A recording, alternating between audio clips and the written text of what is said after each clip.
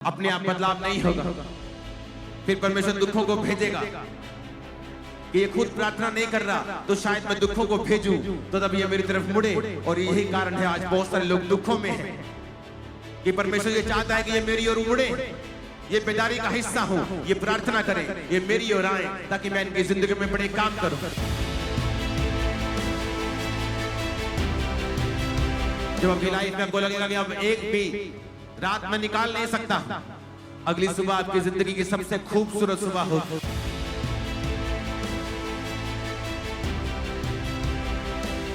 क्योंकि मेरा परमेश्वर सब कुछ कर सकता है अगर कोई व्यक्ति इस बात पे बिलीव करे कि वो आज भी प्रार्थना करने वालों को उत्तर देता है।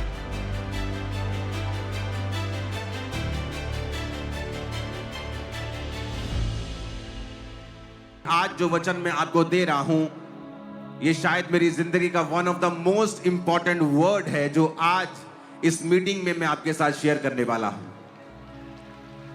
और मैं ये जानता था कि ये मैसेज सचमुच आज के समय की जरूरत है कि पवित्र आत्मा आपसे क्या कहना चाहता है।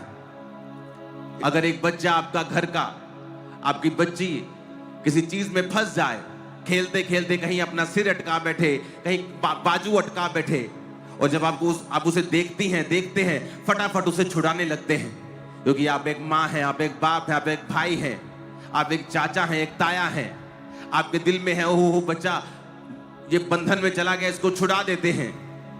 छुटकारा आपके स्पिरिट में उसी वक्त आ जाता है जब आप एक बंधे हुए को देखते हैं। उसी तरह परमेश्वर ने अपने स्वरूप में आपको बनाया है। जब परमेश्वर आज अपने लोगों को बंधा हुआ देखता है, गरीबी के बंधन में, बीमारियों में, हॉस्पिटल के बंधन में, श्रापों के बंधन में, डाइवोर्स के श्राप में, हर तरह के बंधन में जब वो आपको बंधा हुआ देखता है तो जिस तरह आपका हृदय आपके बच्चों को बंधा हुआ देखकर उसी वक्त उनको छुड़ाने का करता है, तो परमेश्वर का हृदय भी वैसा ही है। बल्कि वो हमसे कई हजार लाख करोड़ अनगिनत गुना हमसे अच्छा है। वचन कहता है कि अगर तुम बुरे होकर अपने बच्चों को अच्छी वस्तुएं देना जानते हो तो तुम्हारा स्वर्गीय पिता अपने मांगने वालों को अच्छी वस्तुएं क्यों नहीं देगा। यह परमेश्वर का हृदय है। जब वो आपको बंधा हुआ देखता है वो आपको छुड़ाना चाहता है, बीमार देखता है तो आपको चंगा करना चाहता है, जब वो आपको दुखी देखता है वो आपके दुखों से आपको छुड़ाना चाहता है। यह परमेश्वर का हृदय है। अगर आपका हृदय आपके बच्चों के प्रति ऐसा है तो परमेश्वर का हृदय भी उससे कई गुना ज्यादा है आपके लिए। लेकिन फिर आप क्वेश्चन करते हैं, फिर मैं बीमार क्यों हूं, फिर मैं प्रॉब्लम में क्यों हूं, क्या परमेश्वर मुझे देखता नहीं है, तो फिर मैं ये समस्या में क्यों हूं, मैं ऐसा क्यों हूं, मेरी जिंदगी में इतनी प्रॉब्लम्स क्यों हैं, मेरे बच्चा क्यों नहीं हुआ शादी के 15 साल बाद भी, मैं शर्मिंदगी में जीवन क्यों बिता रहा हूं। आज उन सब सवालों के जवाब लेके आज परमेश्वर ने मुझे आपके पास भेजा है। बाइबल कहती है परमेश्वर जब भी अपने लोगों को छुटकारा देना चाहता है वो अपने वचन को भेजता है।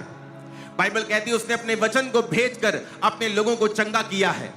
आज जब आप इस वचन को सुन रहे हैं तो परमेश्वर की हीलिंग रिवर्स, उसकी चंगाई की नदियां आपके जीवन, आपके शरीर, आपके फाइनेंस, आपकी लाइफ के ऊपर आ रही हैं।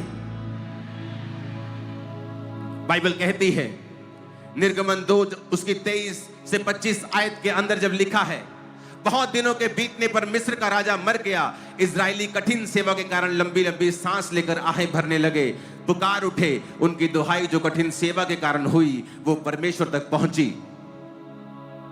परमेश्वर ने उनका कहराना सुनकर उनकी वाचा को जो अब्राहम, इसहाक और याकूब के साथ बांधा था याद किया।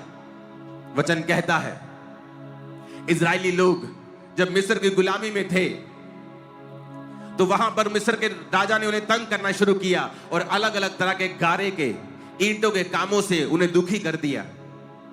वो लगातार दुखी कामों में परमेश्वर की दुहाई देने लगे, परमेश्वर की उपासना करके परमेश्वर के नाम की दुहाई देने लगे कि वो उन्हें छुड़ाए। और वचन कहता है परमेश्वर ने अपने दास मूसा को कहा, मेरे लोग कराह रहे हैं, मेरे लोग दुखी हैं, वो राजा के कारण दुखी हैं, अब मैं तुझको उन लोगों के पास भेजता हूं कि तू उनको उन राजा से छुड़ाकर उन्हें कनान देश में लेके जाए, यबूसी परिज्जी लोगों के देश में लेके जाए जहां दूध और शहद की नदियां बहती हैं। परमेश्वर का हृदय भी एक बाप की तरह अपने लोगों को छुड़ाना चाहता था।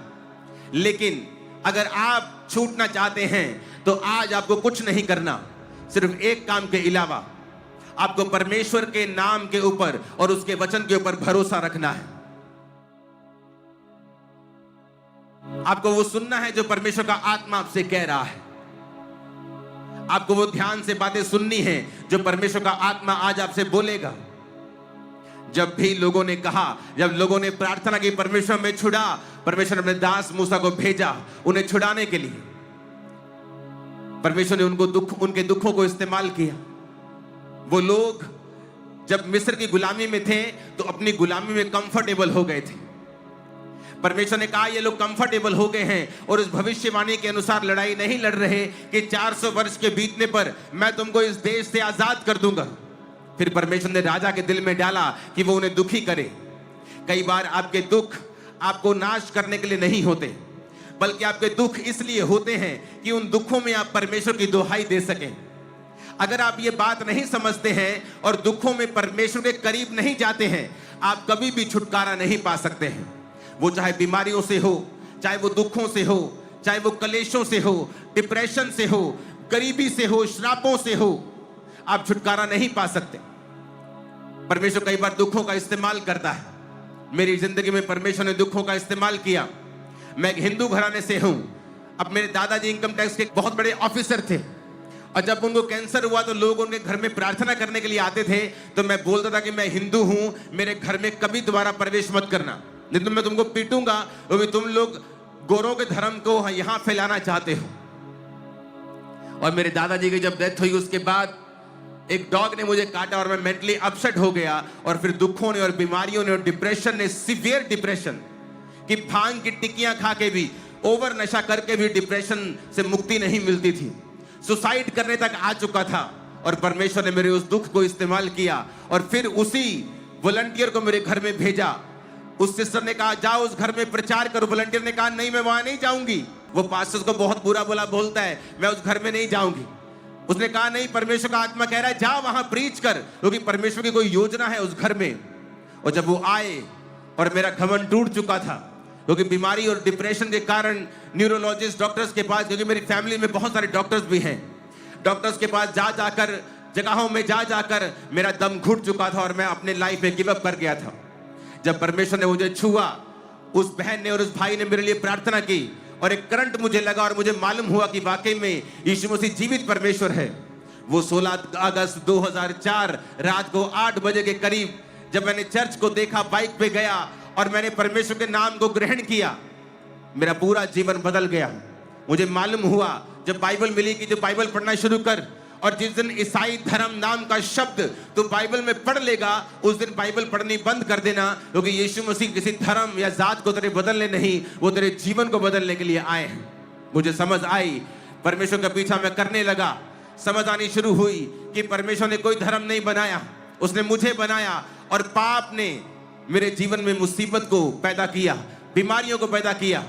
मैंने यीशु मसीह को अपना उद्धारकर्ता माना, उसके लहू से अपने पापों को धोया, बपतिस्मा लिया, नशे गए, बीमारियां गई, सब कुछ ठीक हो गया। लेकिन समय लगा। परमेश्वर ने मेरे दुखों को इस्तेमाल किया परमेश्वर के करीब जाने के लिए। आज जो मैं आपसे बोलना चाहता हूं बड़ा इंपॉर्टेंट है। क्या आप दुहाई दे रहे हैं या नहीं? दुखों में सब हैं, इजरायली भी हैं, आप भी हैं, बोलाना भी है, धमकाना भी है। लेकिन आपके दुखी होने का मतलब ये नहीं है कि परमेश्वर आपकी सुनेगा। अगर आप बीमार हो जाएं तो इसका मतलब ये नहीं कि आप ठीक हो जाएंगे। अगर आप बहुत दुखी हैं तो जब तक आप डॉक्टर को नहीं ढूंढते हैं और उससे मेडिसिन नहीं खाते हैं, और अगर वो मेडिसिन काम ना करे फिर और सियाना डॉक्टर ढूंढते हैं। परमेश्वर ने कहा, हे आदमियों, हे औरतों, हे बच्चों, अगर तुमको इतनी बुद्धि है कि जब तुम बीमार हो जाते हो तो डॉक्टर के पास चले जाते हो, आंखों की बीमारी होने पर तुम हार्ट के डॉक्टर के पास नहीं चले जाते हो, किडनी का रोग होने पर तुम सिर के डॉक्टर के पास नहीं जाते हो, उसी डॉक्टर के पास जाते हो और दवाई लेते हो और खाते हो और ठीक हो जाते हो, तो तुम्हें क्या यह नहीं पता कि परमेश्वर जब दुखों को भेजता है तो तुम्हारे दुखी होने से तुम्हारे दुख चले नहीं जाते हैं। विश करने से मैं विश करता हूं, काश हाय परमेश्वर मुझे चंगा करे, तुम्हारे दुख या बीमारियां चली नहीं जाती हैं। आपको वो करना पड़ता है जो सही है। अपने पड़ोसी को बोलो, वो करना पड़ता है जो सही है। आज एक स्टोरी मैं आपसे शेयर करूंगा, एक मार्वलस स्टोरी, प्रार्थना की स्टोरी, कि प्रार्थना से क्या क्या नहीं हो सकता है, प्रार्थना करने से क्या बदलाव हमारी जिंदगी में आते हैं।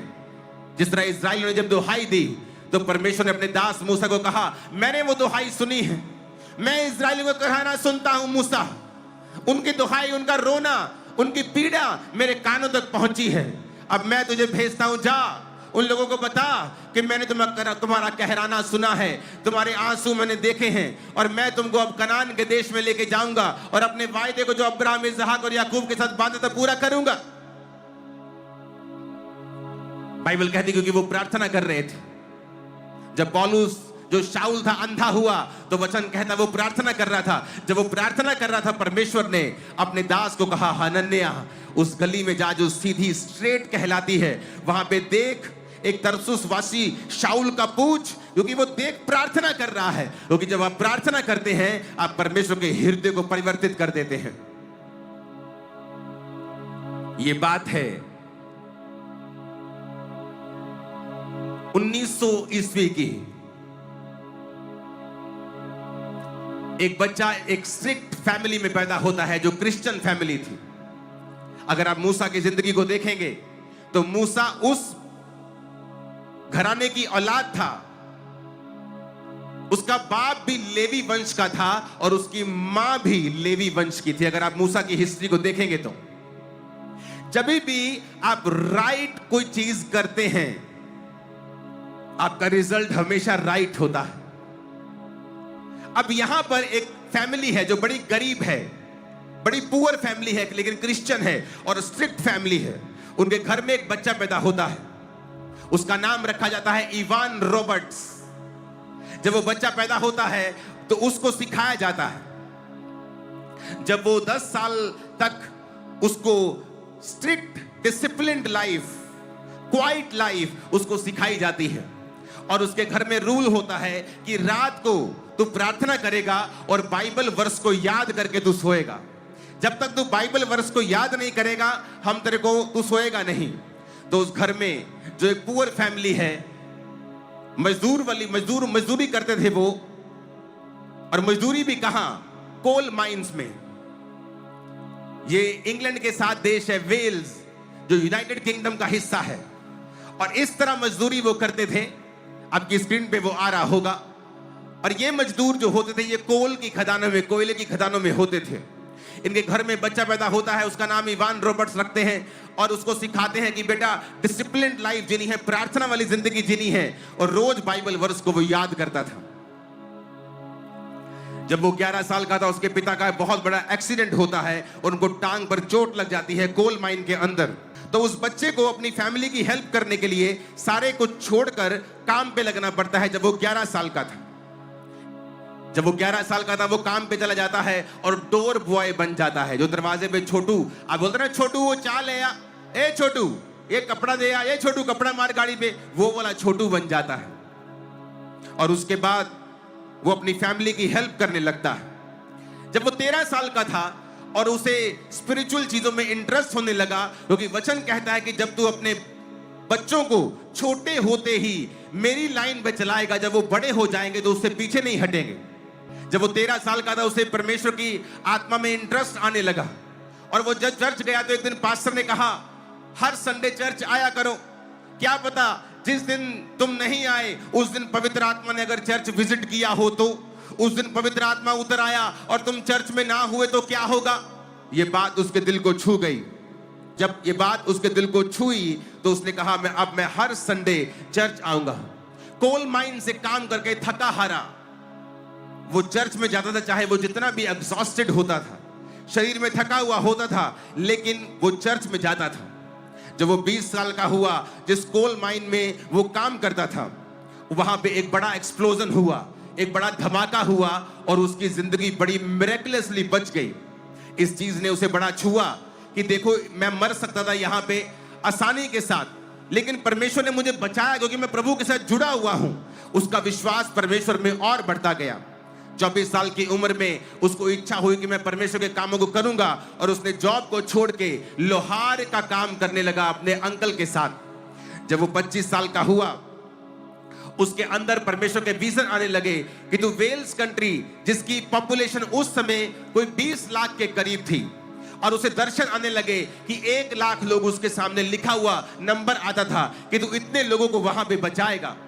लेकिन वो जब माइन को काम को छोड़कर लोहार का काम करता था और प्रार्थना में बढ़ रहा था, तो उसको लगातार फिर दर्शन आने लगे। 26 साल की उम्र में वो बाइबल कॉलेज चला गया और परमेश्वर ने बाइबल कॉलेज में उससे बात की कि जा और अपने एरिया के यूथ के लोगों को इकट्ठा कर। वो आया वापस और यूथ के लोगों को इकट्ठा करके वो प्रार्थना करने लगा, और सिर्फ 16 लोग उसके पास आए। 16 यूथ उसके पास आया, क्योंकि ये इवान रॉबर्ट्स प्रार्थना वाला व्यक्ति था। जब ये 13 साल का था, परमेश्वर ने इसको बोझ दिया कि तू रोज प्रार्थना करेगा, और ये रोज रात को 1 बजे प्रार्थना शुरू करता था, सुबह के 5 बजे तक, और रोज 4 घंटे ये रोज प्रेयर करता था, 4 घंटे, और 13 साल लगातार इसने प्रार्थना की। और एक ही दर्शन, परमेश्वर तू रिवाइवल को लेके आ, लोग तेरे नाम को समझे, लोग तेरे नाम को जाने। और लगातार 13 साल 4 घंटे रात को ये रोज रोज रोज प्रार्थना करता था। 26 साल की उम्र में परमेश्वर ने इसको बुलाहट दी, जा और अब प्रचार शुरू कर और अपने एरिया के लोगों को बचा और यूथ में जाके मेरा प्रचार कर। पहली मीटिंग में 16 यूथ आता है और ये यूथ को प्रचार करने लगता है। एक कोल माइन में काम करने वाला, एक खदान का मजदूर बात करने लगता है परमेश्वर की आत्मा के द्वारा लोगों से।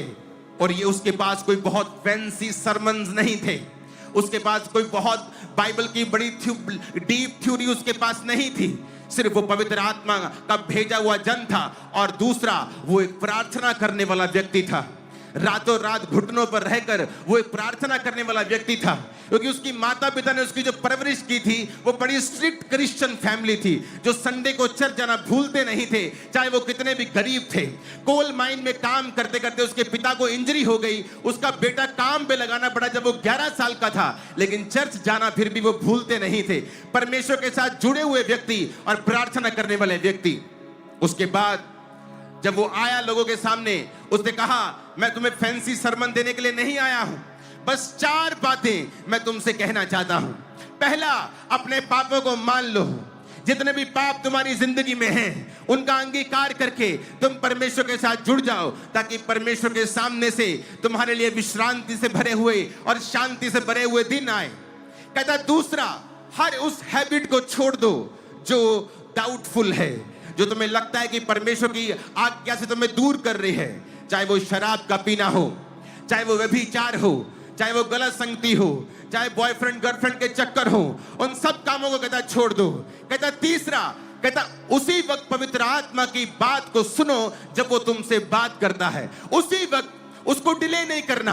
अगर तुम खाना खा रहे हो और अपने दोस्तों से बात कर रहे हो और पवित्र आत्मा तुमसे कहे बेटा जाकर प्रार्थना कर, तो उसी समय चले जाना है, परवाह नहीं करनी तेरे दोस्त क्या कहेंगे। अगर तेरे घर में चाहे कोई तेरे रिश्तेदार की शादी हो संडे के दिन, लेकिन पवित्र आत्मा तो कहे नो, तुझे सिर्फ संडे चर्च अटेंड करना है। कहता पवित्र आत्मा की बात को उसी वक्त सुनना है। अगर पवित्र आत्मा किसी से तुम्हें माफी मांगने के लिए कहता है, उसी वक्त मांगना है। कुछ कन्फेस करने को कहता है, उसी वक्त करना है। पवित्र आत्मा की गाइडेंस के अनुसार चलना है और बिल्कुल भी देरी नहीं करनी है।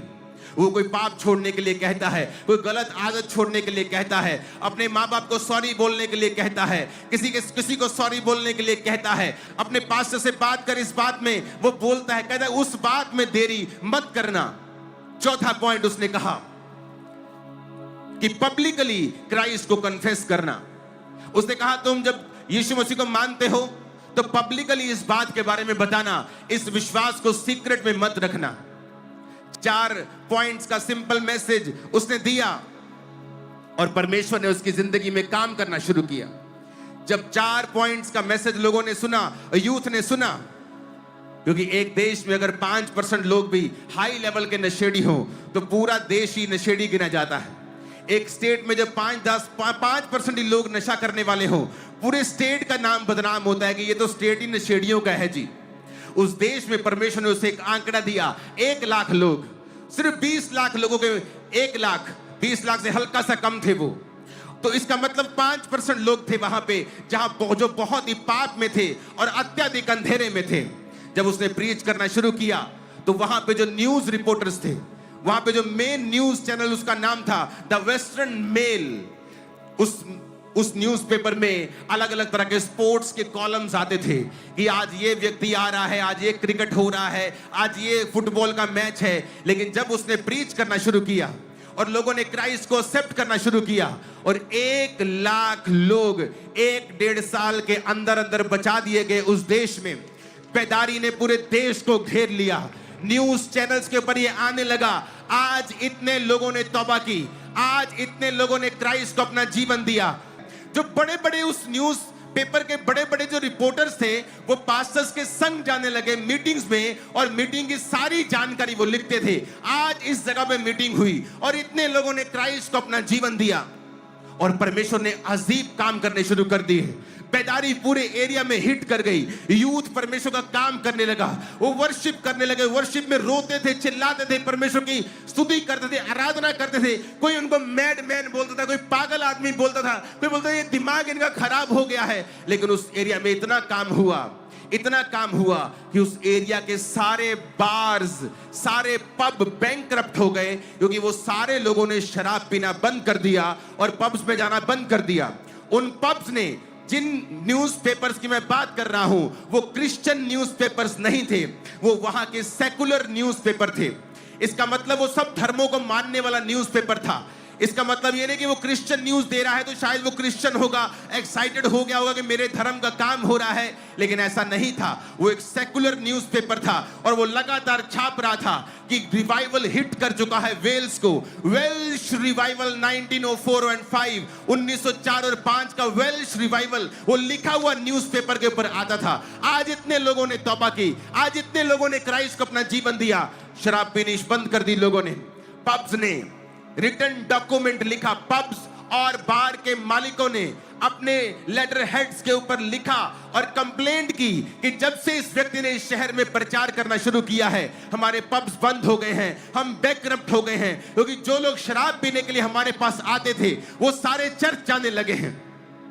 एक बड़ा रिवाइवल वहां पे आया, एक सामर्थी रिवाइवल जो पहले कभी उस हिस्ट्री में नहीं देखा गया था वो आया। क्यों? क्योंकि एक व्यक्ति ने फैसला किया कि मैं वहां पे प्रार्थना करूंगा। उस व्यक्ति ने फैसला किया कि मैं प्रेयर करूंगा अपने देश के लिए, अपनी स्टेट के लिए मैं प्रार्थना करूंगा। आज आप दुखी हो जाते हैं जब आपका पति नशा नहीं छोड़ता। क्या आपने प्रार्थना की? क्या आप रोज 6 घंटे परमेश्वर की हुजूरी में बैठते हैं? 2008 में 3 लोगों से खामरा चर्च शुरुआत हुई थी, लेकिन उस 3 लोगों की शुरुआत होने से पहले मैं रोज 6 से 8 घंटे रोज प्रार्थना करता था। इसलिए नहीं कि मैं बड़ा धर्मी था, इसलिए कि मुझे हीलिंग चाहिए थी और उस हीलिंग को परमेश्वर ने बहाना बनाकर रोज मुझे अपनी हजूरी में बैठा देना। रोज 6-6 घंटे, 8-8 घंटे रोज मैंने परमेश्वर की प्रेजेंस में बैठना। जब आपको हीलिंग चाहिए होती है आप 2 मिनट मांगते हैं, 5 मिनट मांग लेंगे, 10 मिनट मांग लेंगे, उसके बाद क्या मांगेंगे बार बार? उसके बाद मैं फिर बैठता था परमेश्वर की प्रेजेंस में, सॉन्ग्स को, खुदावंद के गानों को, वर्शिप सॉन्ग्स को सुनता था और ऐसे प्रार्थना करता था। जब मेरा यूथ जो फ्रेंड होते थे, जब संडे आता था उनको एक्साइटमेंट होती थी, वाओ आज हम वाटर पार्क जा रहे हैं, आज हम घूमने जा रहे हैं, आज हम पहाड़ों पे जा रहे हैं। और मेरे दिल में एक्साइटमेंट होती थी, वाओ आज मुझे अपनी दुकान से छुट्टी है क्योंकि मैं बिजनेस करता था। आज चर्च को मुझे सुबह जाकर मेरी पूरी शाम मेरे पास फ्री है। मेरे पास एक्साइटमेंट होती थी कि आज मैं फुल नाइट प्रेयर कर सकता हूं, आज फुल शाम मैं प्रार्थना कर सकता हूं। उन 3 लोगों से शुरू हुई चर्च को परमेश्वर ने इस इंडिया की सबसे बड़ी बिगेस्ट चर्च कितने सालों में बनाया, आप उसके गवाह हैं। कितना यूथ इस चर्च ने बदला, आप उसके गवाह हैं। कितने हजारों लाखों डॉक्यूमेंटेड लोगों ने खामरा में नशा छोड़ा है, आप लोग उसके गवाह हैं। क्योंकि मेरा परमेश्वर सब कुछ कर सकता है अगर कोई व्यक्ति इस बात पे बिलीव करे कि वो आज भी प्रार्थना करने वालों को उत्तर देता है। आप दुखी हैं क्योंकि आपका हस्बैंड दारू पीता है, आप दुखी हैं क्योंकि आपकी बेटी बिगड़ी हुई है, आप दुखी हैं क्योंकि आपका बिजनेस नहीं चलता है, आप दुखी हैं क्योंकि आपको डिप्रेशन है। तो कितने घंटे आपने प्रार्थना की है रोज?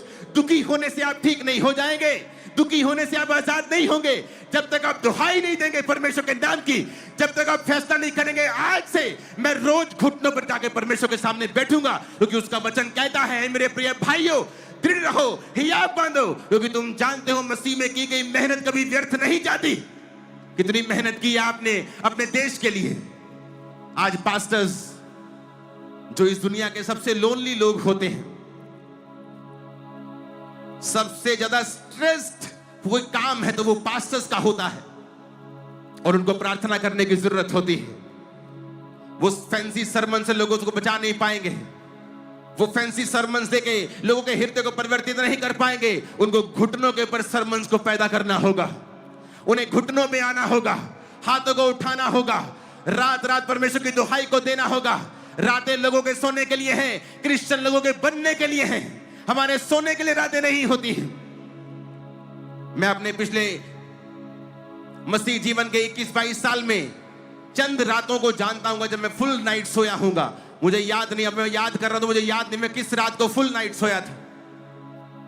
आपको एक प्राइस पे करना होता है, एक मूल्य अदा करना होता है, क्योंकि परमेश्वर सुनने के लिए तैयार है। अगर आप बच्चों को आप छुटकारा देने के लिए तैयार हैं तो परमेश्वर भी आपको छुटकारा देने के लिए तैयार है। लेकिन कहां है आपकी प्रार्थना, कहां है आपका विश्वास? क्या आप गरीब होकर भी चर्च जाते हैं? गरीब होकर, दुखी होकर, एग्जॉस्टेड, थके हारे होकर भी क्या आप चर्च में हैं? आज थोड़ी सी बारिश हुई और आपसे बारिश नहीं संभली, लेकिन आपसे तो संभली, आप यहां हैं, लोगों से नहीं संभलती है। मेरी बात को ध्यान से समझना, आज से लाइफ चेंज हो जाएगी। बड़े बड़े न्यूज़पेपर उसके बारे में छापने लगे, पूरा कॉलम उसको दे दिया, न्यूज़पेपर का पूरा कॉलम आता था। आज यहां बेदारी सभा हुई, इतने लोगों ने तौबा की, इतने लोगों ने बपतिस्मा लिया। इस इवान रॉबर्ट्स में बात करो जिसकी पिक्चर आप स्क्रीन के ऊपर देख रहे हैं। वहां पे कोयले की खदानों में एक और काम हुआ। जब कोयले की खदानों में बेदारी शुरू हुई तो कोयले की खदान के सारे वर्कर जो थे वो मसीह में आ गए, और मसीह में जब आ गए तो वहां पे एक काम हुआ, जो कोयले की प्रोडक्शन थी वो पूरी तरह से कम हो गई, बहुत कम हो गई। उसका रीजन ये था कि वहां की खदानों के अंदर जितना कोयला था, वहां के घोड़े जो होते थे उन घोड़ों पर वो लाद कर उन कोयले को वहां से निकालते थे। तो उन घोड़ों के लिए नीचे ही अस्तबल बनाए जाते थे, नीचे ही सारा कुछ। खदान नीचे बहुत बड़ी होती है, अगर आपको कोयले की खदान के बारे में नहीं मालूम तो नीचे ही पूरा एक तरह का बहुत लंबा होता है। ये देखो, उनके अस्तबल भी वहीं रखते थे, और कोयले को ऐसे डंडे लगाकर छत को ऐसे रखते हैं जमीन को कि वो नीचे धंस ना जाए। धंसने से बहुत से मजदूर मरे हैं इंडिया में, पूरी दुनिया में अभी भी मरते रहते लोग, अगर आप न्यूज फॉलो करते हैं तो। क्योंकि वो जो घोड़े थे उनको ट्रेंड किया गया था। अगर आप, मैं जिस जगह पे जन्मा हूं वो सुन्यारा मोहल्ला है जलंधर का, वहां पे गाड़ी नहीं जा सकती अंदर, कार नहीं जाती। अगर दो स्कूटर भी आमने सामने ऐसे आएंगे तो एकदम से पास नहीं करते, रुक के थोड़ा टेढ़ा मेढ़ा होके पास करते हैं। सब अमीर लोग भी वहां रहते हैं, ऐसा नहीं कि गाड़ी नहीं तो गरीब लोग रहते, अमीर लोग भी वही रहते हैं। लेकिन जब वहां पे किसी ने कंस्ट्रक्शन करनी होती थी, मलबा उठाना होता था या कुछ रेत लेके आने, तो गाड़ियां नहीं आती थी तो गधों पे लेके वो आते थे। तो जब मैंने ये स्टोरी पढ़ी मुझे रिलेट हुआ, क्योंकि वहां पे गधों में शायद आज भी ऐसा करते हैं वो लोग जो बिल्कुल डीप गलियों में रहते, गलियां गलियां गलियां, अंदर गाड़ी नहीं जा सकती। तो वो जब गधों को हाँकते हैं ना यहां पे जलंधर में, तो बोलते थे ओए मर जा, ऐसे बोलते थे वो, गाली देके। तो उन्होंने बताया कि वहां के जो घोड़े थे उनको ट्रेंड किया गया था गालियां दे दे के। तो जब उनको वो मारते थे या निकालते थे कोयले की खदान से, तो जब वो गाली देते थे और कर्स करते थे, श्रापित वर्ड्स बोलते थे, तो घोड़े चलते थे। लेकिन जब वो मसीह में आ गए उन्होंने कर्स करना बंद कर दिया, और जब कर्स करना और गाली देना बंद कर दिया, जब वो घोड़ों को बोलते थे कि चलने के लिए, घोड़े चलते नहीं थे क्योंकि उनकी ट्रेनिंग नहीं हुई थी। वो गाली को ही समझते थे, वो गाली नहीं देते थे तो घोड़े रुकते थे। उनको टाइम लगा घोड़ों को दोबारा ट्रेंड करने के लिए कि वो बिना गाली के चले, और तब तक कोयले की प्रोडक्शन उस देश में बहुत लो हो गई थी। इमेजिन करो, एक व्यक्ति जब वो 13 साल का था, वो व्यक्ति जो चर्च जाता था, वो व्यक्ति जो चर्च को छोड़ता नहीं था, कोयले की मान से थका हुआ भी चर्च जाता था, कोयले की मान से थका हुआ भी कंप्लेंट नहीं करता, प्रभु को इस गरीब घर में पैदा कर दिया। एक तो है ये गरीब, ऊते से ये करो, बाइबल वर्स रेडी करो, ये बाइबल वर्स याद करो, ये करो वो करो। मुझे कोई अमीर घर पैदा करता है, शाम को मैं भी वाइन का गिलास पी रहा होता, मैं भी गाड़ी में घूम रहा होता, मैं भी कहीं इंग्लैंड की रानी के घर में पैदा होता। उसने ऐसा कुछ नहीं कहा। परमेश्वर के घर में जाता था कि कहीं आज अगर पवित्र आत्मा उतर आया और मैं वहां पे ना हुआ तो मुश्किल हो जाएगी। रोज हर संडे चर्च जाना, जहां मीटिंग होनी वहां जाना। एक 13 साल का व्यक्ति और 10 साल तक वो अपने माता पिता के बिल्कुल डिसिप्लिन में रह के रोज रात को बाइबल वर्स को याद करके वो प्रार्थना किया करता था। एक प्रार्थना वाला व्यक्ति, उसे परमेश्वर दर्शन देता है कि अब बस कर और जाके मेरा प्रचार कर। लेकिन 13 साल रोज रात की प्रार्थना, आज लोगों को दिखा, न्यूज़पेपर्स ने देखा, लोगों ने देखा, सब कुछ हुआ, लेकिन लोगों ने ये नहीं देखा कि ये हुआ कैसे। आज पास्टर्स दुखी हो जाते हैं जब बेदारी नहीं देखते, जब चंगाई नहीं देखते, हीलिंग्स नहीं देखते। वो देखते अच्छा ये मिनिस्ट्री कैसे बढ़ रही है। कोई मिनिस्ट्री फैंसी सरमन्स देके नहीं बढ़ सकती है। अच्छी बातें सिखाकर कोई मिनिस्ट्री बेदारी को नहीं लेके आ सकती है। जब तक वो मिनिस्ट्री का सरमन आपके घुटनों के द्वारा आपके घुटने छील कर खुदा के सामने घंटों बैठकर जब तक ना जन्मा हो, जब तक वो सरमन ऐसा ना हो, लोगों के हृदय को चेंज नहीं कर सकता है। आज आप में से बहुत सारी यूथ है, मैं जानता हूं प्रोफेटिकली खुदावंद आपसे प्रार्थना करने के लिए कहेगा और आप इस एरिया और इस पंजाब और इस इंडिया की बड़ी बेदारी का कारण होंगे इन जीसस ने। मुझे आमीन साथ चाहिए और ऊंचे चाहिए और बड़े चाहिए और चिल्लाने वाले चाहिए। हालेलुया, आमीन ऊंची आवाज में।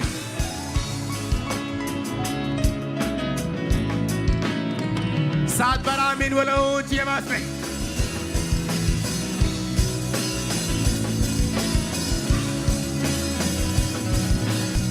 जब वहां पे परमेश्वर की बेदारी शुरू हुई तो वहां पे पुलिस थाने बंद होना शुरू हुए। पुलिस वालों ने अपनी क्वायर बनाकर चैपल्स में जाना शुरू, चर्चिस में जाना शुरू कर दिया।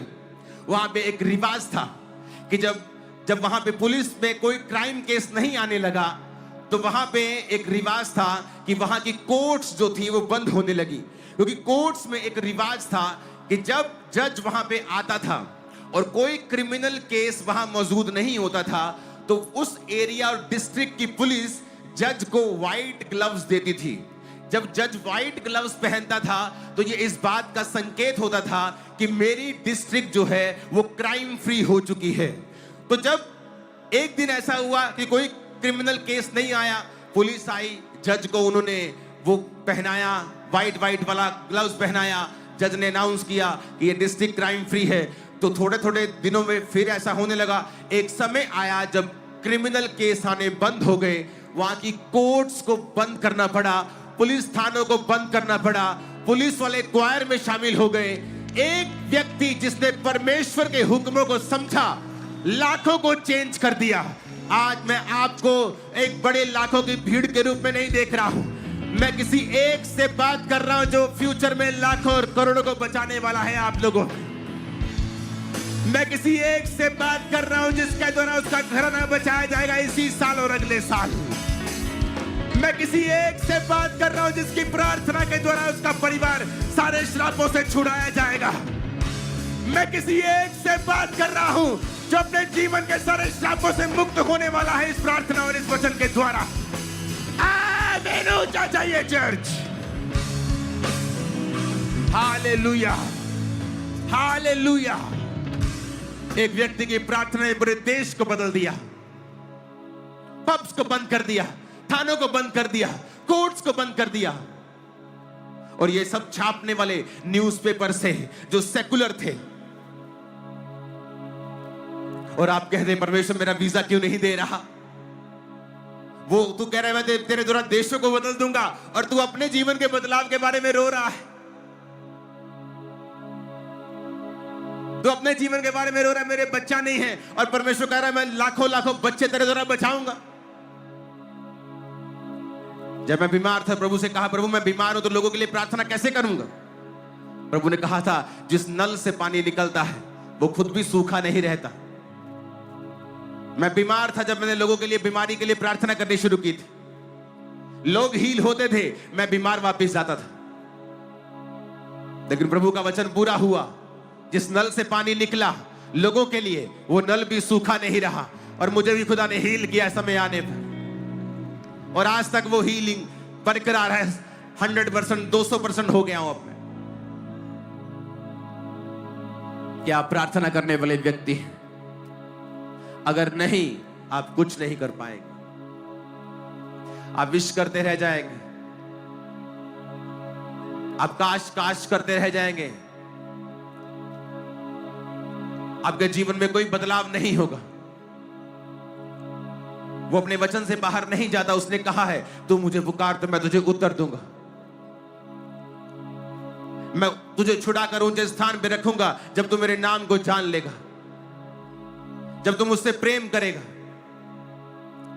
आप खुदा से प्रेम करते हैं तो चर्च कैसे छोड़ दिया, शराब कैसे पीनी शुरू कर दी, रिलेशनशिप में कैसे चले गए, किन हाथों से व्हाट्सएप पे गंदे मैसेज किए, किन हाथों से किन आंखों से उस ब्लू मूवी को देखा।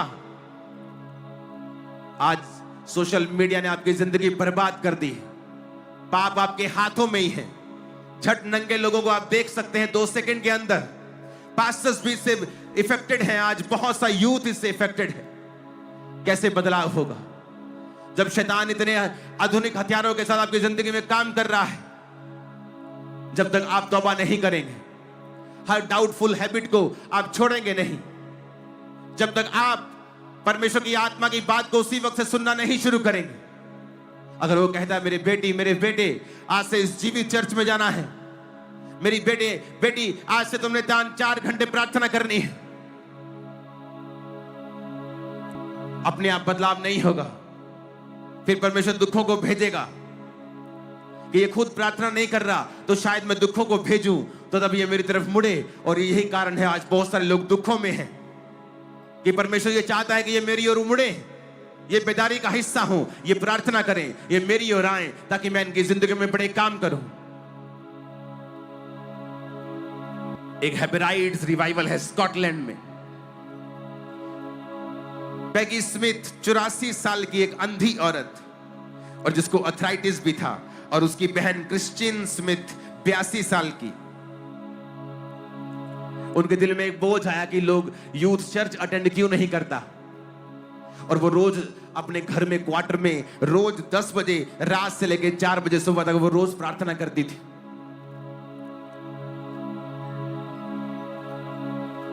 अंधी थी और अर्थराइटिस का रोग भी था उनको। आज किसी का सिर दर्द हो जाए, बोलता है मैं क्यों करूं प्रार्थना, यीशु ने कौन सा मुझे हील किया है, उसने कौन सा मुझे बच्चा दिया है, मैं कौन सा अमीर हूं, उसने मुझे कौन सा ब्लेस के सारा दिन मुझे दिहाड़ी करनी पड़ती है।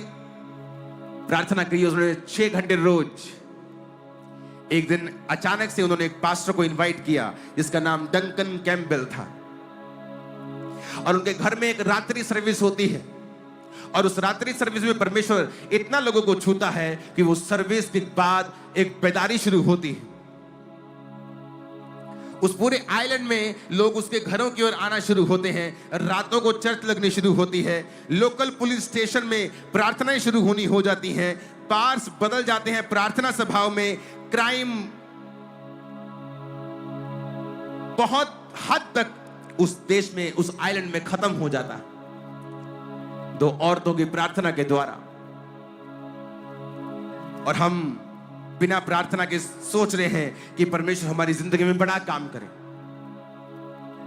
ग्वाटेमाला में एक जगह है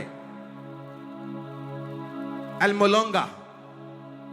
1970 में वहां पे लोग इतने गरीब थे और वहां पे डोमेस्टिक वायलेंस थी, गृह युद्ध चल रहा था, शराब बहुत ज्यादा लोग पीते थे, विचक्राफ्ट बहुत करते थे, जाल टूना बड़ा करते थे, और जो सॉइल वहां की थी, जो मिट्टी वहां की थी, वो अन्न नहीं दे रही थी, वो ज्यादा अन्न वहां पे नहीं देती थी। वहां पे एक लोकल पास्टर मेरियानो एक फास्टिंग और प्रेयर की चेन चलाते हैं और उसका नाम रखते हैं स्पिरिचुअल वॉरफेयर, और प्रभु से कहते हैं प्रभु यहाँ की पॉवर्टी के साइकिल को, श्राप को तू तोड़ दे, और वो प्रार्थना करना शुरू करते हैं। अगले 20 साल के अंदर अंदर उस देश में इतना रिवाइवल आता है, उस आइलैंड पे इतना रिवाइवल आता है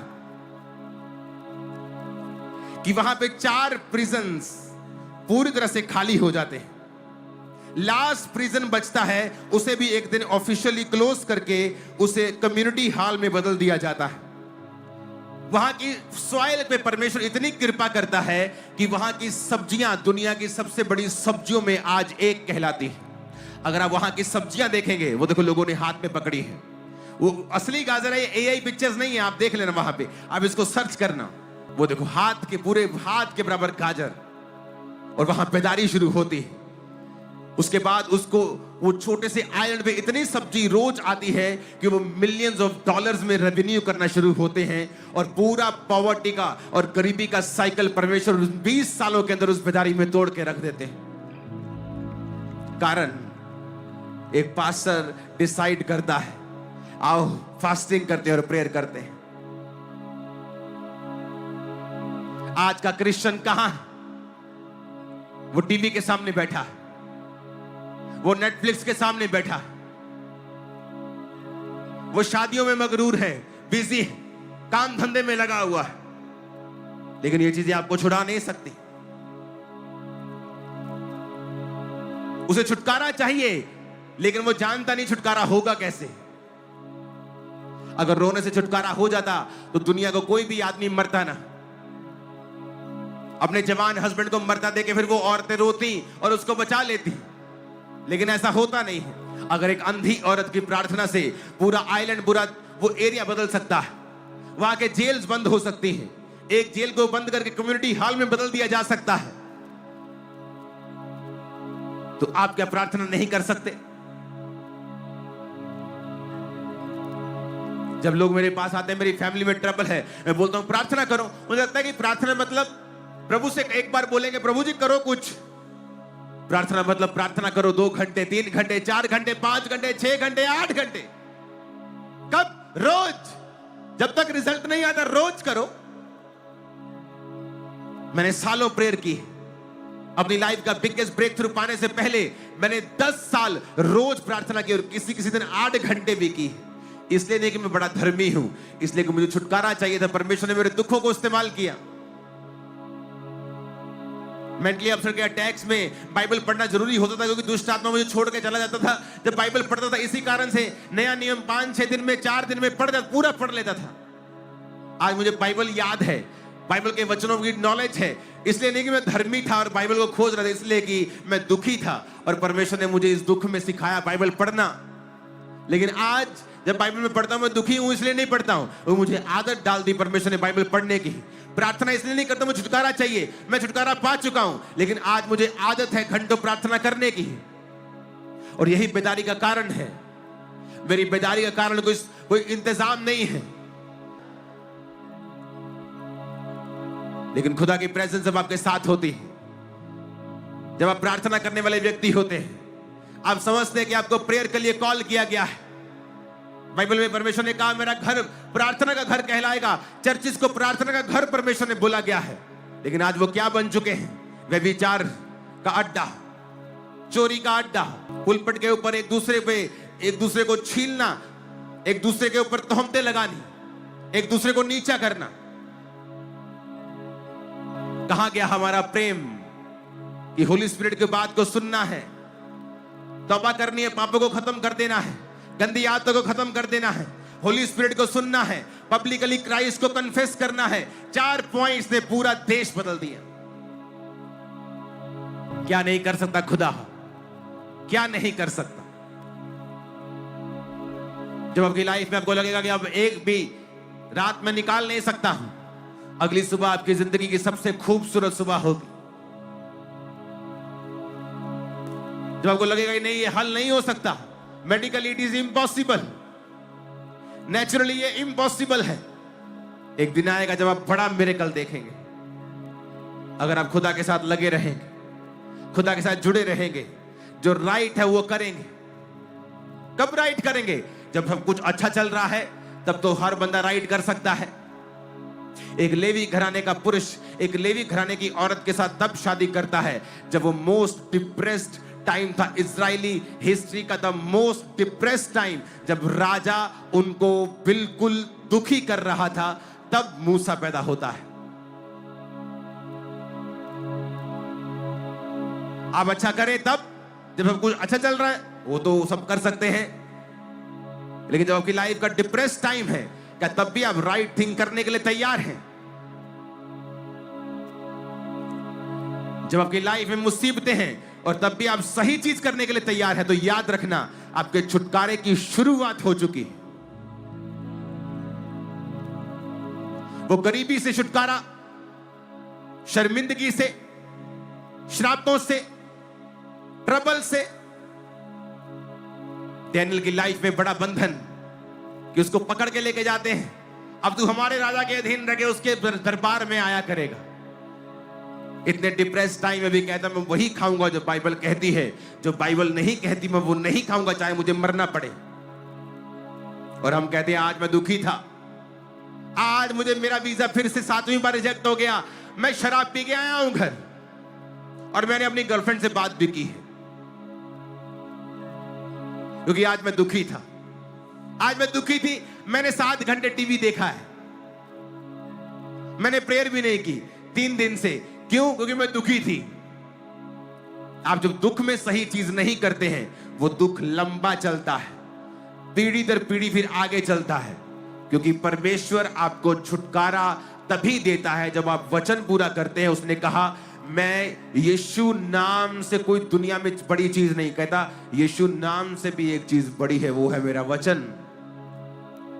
और वचन में लिखा है तू मुझे पुकार तो मैं तुझे उत्तर दूंगा, बिना पुकारे नहीं दूंगा। तू मेहनत करेगा मैं सफल करूंगा, तो दुहाई देगा मैं उत्तर दूंगा।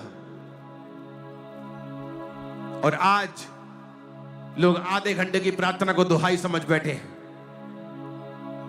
महीने में 1 संडे चर्च जाके, बाकी साल में 2 बार क्रिसमस और ईस्टर पे चर्च जाके अपने आप को क्रिश्चियन समझे बैठे हैं। आप कहां क्रिश्चियन हैं? इसलिए आज बेदारी नहीं है, क्योंकि कलीसियाएं और पास्टर्स प्रार्थना में नहीं।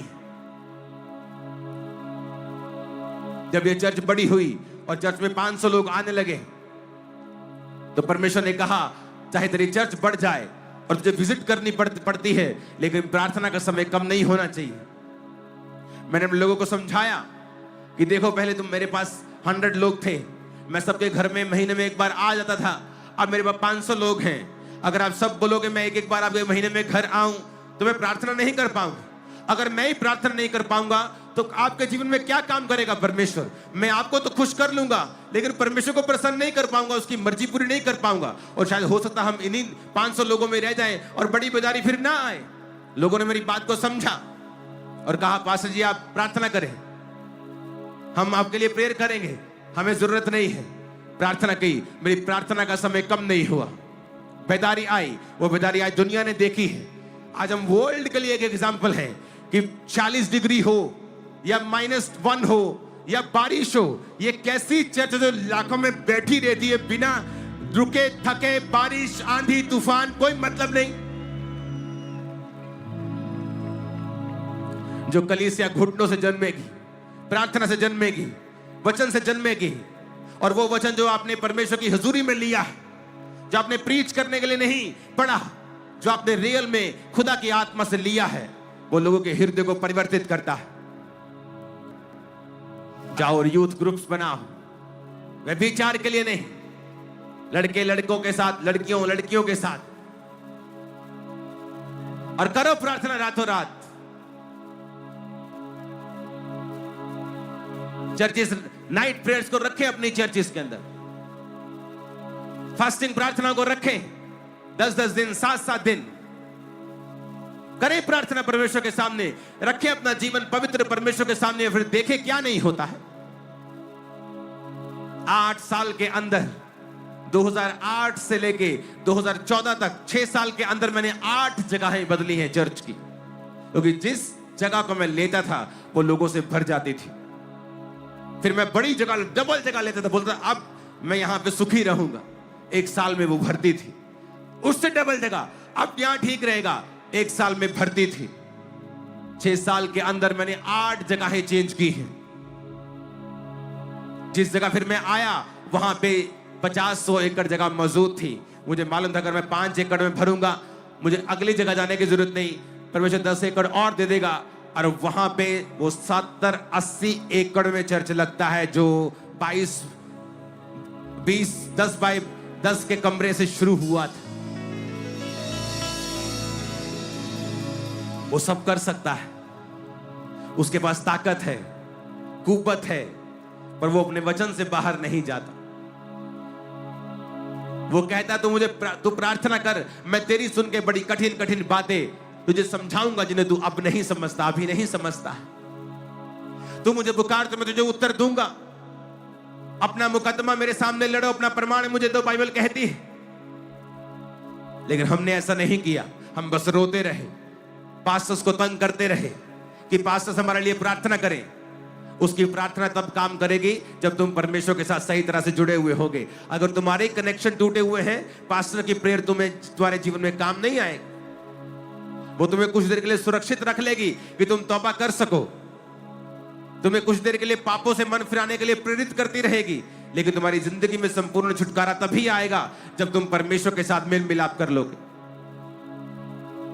अपने हाथों को उठाओ, कहो मैं तौबा करता हूं।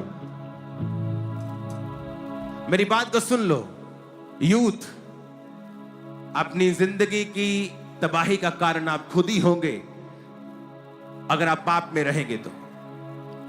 कोई विश, कोई प्रेयर आपको बचा नहीं पाएगी अगर आप तौबा नहीं करेंगे। पाप को मना करना, वो व्यभिचार हो, सेक्स हो, नशा हो, एनीथिंग, अगर आप नहीं बोलेंगे ना, तो शैतान ठान चुका है आपको पटकने के लिए। अपने हाथों को उठा लो, पूरा चर्च, पूरा पठानकोट अपने हाथों को उठा के कहो परमेश्वर हम तौबा करते हैं।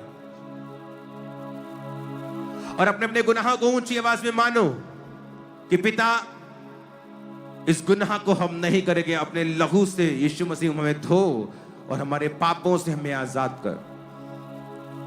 ऊंची आवाज में बोलेंगे।